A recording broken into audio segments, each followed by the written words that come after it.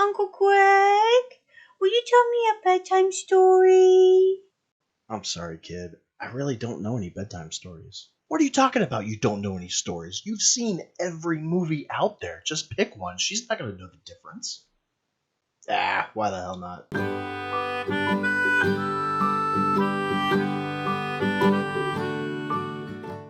Well, let's see. I'm watching you, and kids like Disney, so hey, how about if I tell you the story called Adventures in Babysitting? So we meet Chris Parker, and like any Disney princess, she's dancing around like a frickin' idiot because she's excited about going on a date with her boyfriend Mike. But as his car pulls up, you can tell there's something wrong with this guy, because he's got vanity license plates. How can you tell that? Well, that's because anybody who has vanity license plates is a dipshit. And his license plate says, "So cool." So you know he's gonna cancel. I gotta cancel. So this upsets Chris, so she calls her friend Brenda over for support. And we find out that Brenda wants to murder her stepmom. I'm gonna spike her tab with Drano. Disney hates stepmommies. They really do, don't they? So over at the Andersons, we meet Brad, who loses all motor functions if somebody even mentions Chris's name. Mom got Chris to babysit for me. Oh my...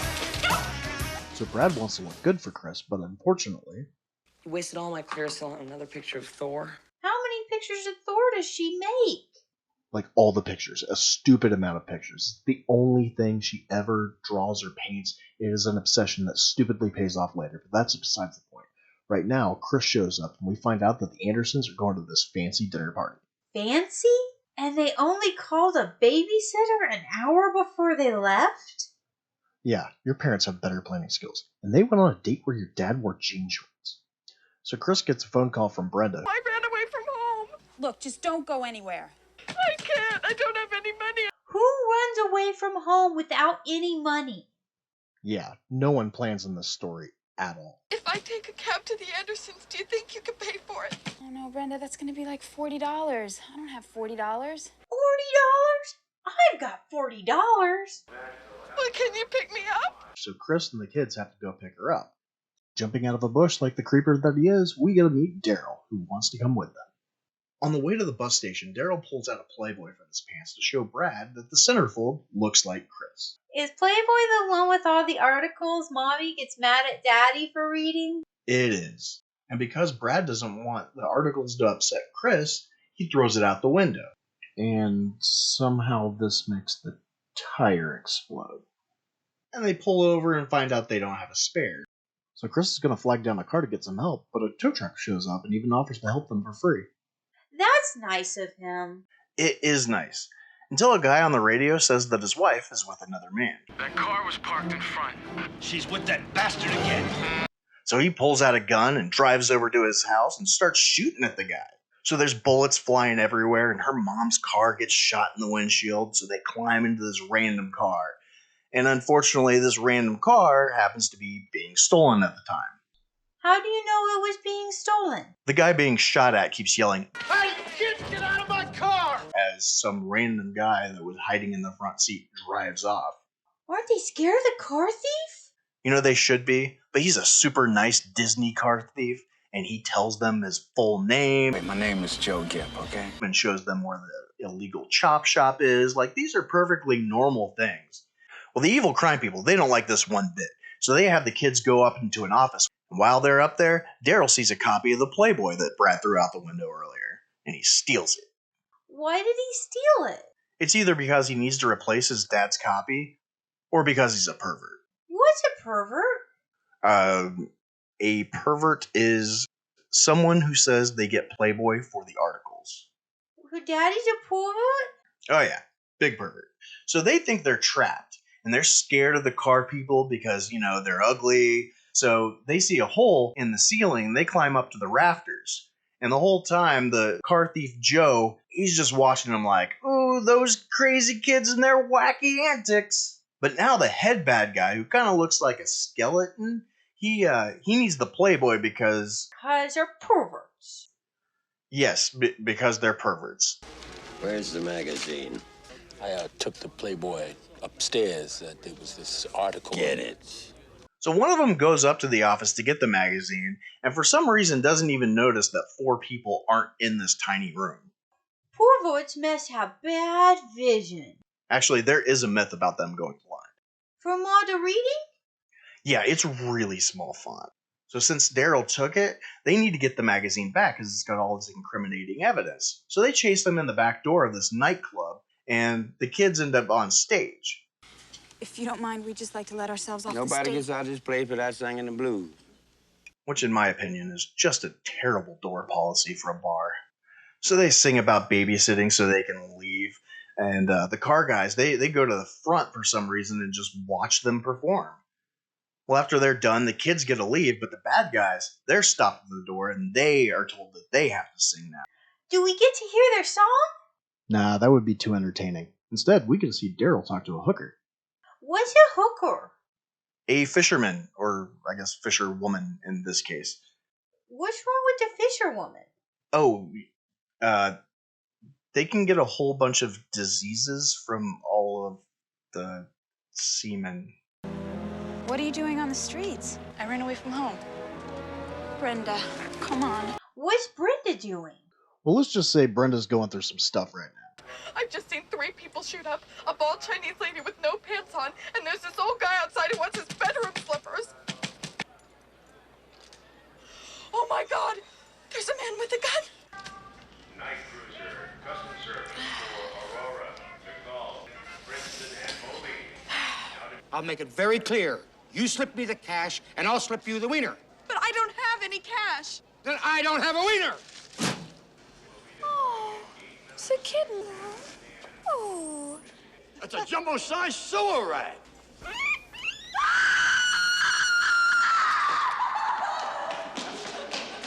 So since they have a car, the bad guys have caught up with the kids, and the kids run onto a train. And they try to relax for a second, but all of a sudden, 2 gangs just burst through to this car, and they're about to fight. But they don't. They don't fight because Brad yells at one of them, and then the guy stabs him in the foot. Don't Duck. with the lords of hell. Don't duck with the babysitter. Didn't all the gang members have knives? Yeah, but shut up. So they have to take Brad to the hospital to take care of this cut on his foot. There you are. 1 stitch, all better. And they bump into the tow truck driver. Hey, babysitter! Well, where's our car? I got the car at Dawson's garage. Okay? How did the car get back? Wait, why isn't he under arrest? He tried to shoot a guy. What are you doing here? My wife called the cops. I got a little banged up. And they didn't handcuff him? No, he just attacks the guy he was trying to kill earlier and runs away. So now they know that the car is fixed, but they have to pay $50, which of course they don't have. So for some reason, instead of going in the hospital while they were waiting for Brad to get his stitches, Sarah just now needs to pee, so they have to crash a fraternity party for her to go to the bathroom. So Chris meets this really nice guy who wants to help her out because she's really pretty, and he raises 45 of the $50 that they need and even offer to drive them back to their car. But unfortunately, Daryl met this girl and he's been making out with her, and her boyfriend sees. So he wants to fight Daryl. Did he get beat up? No, his girlfriend and the nice guy just call him a bohunk, and they just leave. He's just a kid, you big dumb bohunk. So the nice guy and the kids get back to the garage, but of course, they're short $5, and the owner doesn't want to give them the car. But Sarah thinks that he looks like Thor, and she tries to give him her hat because he's not wearing the right one to be nice like Thor. Sounds stupid, but apparently no one has ever given this guy a gift before. You giving this to me? Because he just forgets about the $5 and says, take the car. Then he even gives the hat back. Well, it's 11 o'clock, and they only have 2 hours to pick up Brenda and get home before the Andersons show up. But the bad guys see them drive away from the garage and follow them. Mike was supposed to take me there tonight. Yeah, but do a lot of people have the license plate? So cool. Dipshit. Why would she be getting ready so early if they weren't going to eat till 11 o'clock at night? You know, he could have had something planned to do before they went, but most likely he's one of those people that thinks it's okay to just stay at a restaurant for hours after you've eaten. Stupid dipshit. So of course, they go and confront him, and of course, he's with another girl. He's a sesame plexer. Oh, she's such a sleaze. He dumps you for an easy chick, and you get a night of hell. You big dipshit. I know. He says he's with the other girl because Chris keeps her legs too tight. But little did he know. Okay, Chris, just relax. Tonight is going to be the greatest night of your life. While they're confronting the boyfriend, Sarah runs off to look at a toy store window display across the street. The bad guys approach her to get the Playboy, but she runs to the building that her dad works at. The rest of the gang realize she's gone and remember that she mentioned the toy store. They also see her dad's building and assume that that's where she went. I'll take this floor and you take the one above. So the three of them go to the party floor, and instead of, the boys going up to the second floor to see if she's there, they just hide in the closet. Why didn't they look for her on the other floor instead of hiding in the closet? Shut up. Chris uses the cartoon logic of, if I wear a coat, no one will recognize me. But the bad guy who looks like he could die of old age at any moment confronts Chris. But then he's immediately distracted by the Andersons. You tried one of these? What? Well, they ask him a question about the food, and he just makes this face that looks like he's having a stroke. But we see what he's really looking at, and that is Sarah outside the window of the party. How'd she get out there? Well, the other bad guy scared her, so she went out the window of a skyscraper instead of, maybe being a small, agile, quick child that could easily run past an overweight 40-year-old. So she went out the window? Yeah, she went out the window, but lucky for them, this is the Crane Building in Chicago, which is famous for its slanted roof, so she just doesn't plummet to her death. So she slides down to the party floor where she sees Chris. Chris sees her, and she immediately loosely wraps this electrical cord around the skeleton's legs, which he immediately trips over, causing a distraction so she can run out with no one watching her or seeing Sarah outside the window. Well, in the time it takes to help this fragile old man back up to his feet, they manage to run up to the next floor and pull Sarah up out the window.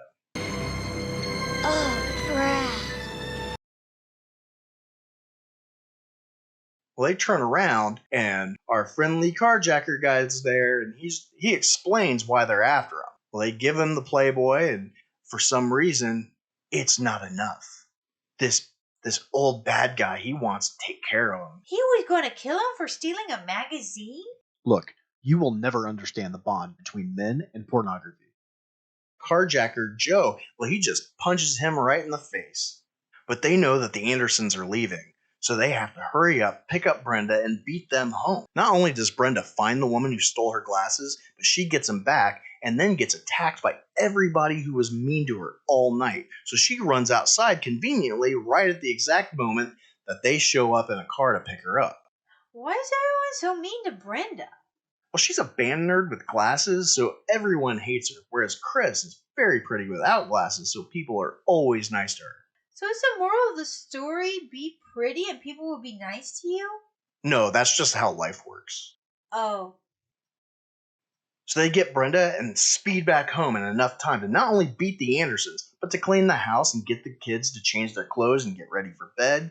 And so as Chris is leaving, the nice guy from the party shows up to return Sarah's roller skate that not only does she conveniently leave in the back seat, but also has her home address on it. Isn't it like the middle of the night? He could have brought it back in the morning, but in love stories, light stalking is considered cute. And because he was a nice guy who helped them out, it's not the least bit creepy. That's super creepy. Well, to us it is. Well, that was Adventures in Babysitting. And honestly, it makes watching you look like a walk in the park. So what's the moral of the story? I guess if you have to boil it down to something, it would be don't steal pornography. What? Nobody leave this place without Subscribing to the channel. You want me to Subscribe.